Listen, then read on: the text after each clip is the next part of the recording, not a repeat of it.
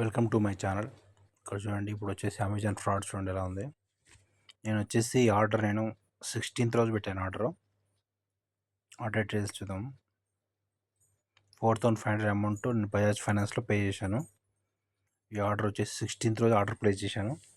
Order మనకు వచ్చేసి 19th రోజు వచ్చింది ఆర్డర్. ఇది వచ్చేసి డిఫెక్టివ్ పీస్ అయితే పికప్ కూడా లేట్ చేశారు. పికప్ డీటెయిల్స్ చూపిస్తాను చూడండి. Return and refund status.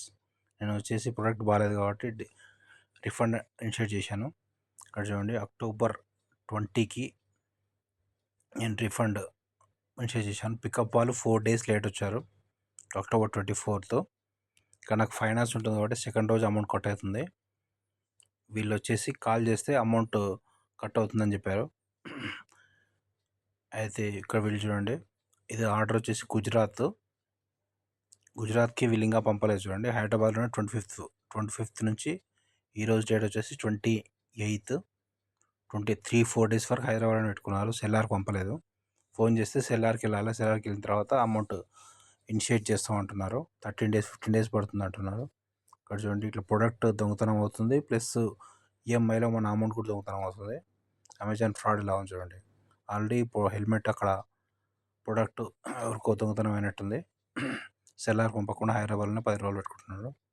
మన అమౌంట్ కూడా లేట్ చేస్తున్నాడు చూడండి. ఆ ఈఎంఐ రోజు అమౌంట్ డెట్ అవుతుందని చెప్తున్నారు.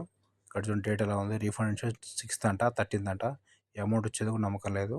అమెజాన్ ఫ్రాడ్స్ ఇలా ఉంటాయి. మననే ఒకటి రీసెంట్గా ఒకరికి ఐఫోన్ అంటే ఐక్యూ పంపించారు చూడండి, 80,000 ఫ్రాడ్. ఇట్లా ఇక్కడ కూడా ఫ్రాడ్ అవుతుంది. పికప్ దగ్గర 4,500 ఫ్రాడ్ అవుతుంది చూడండి.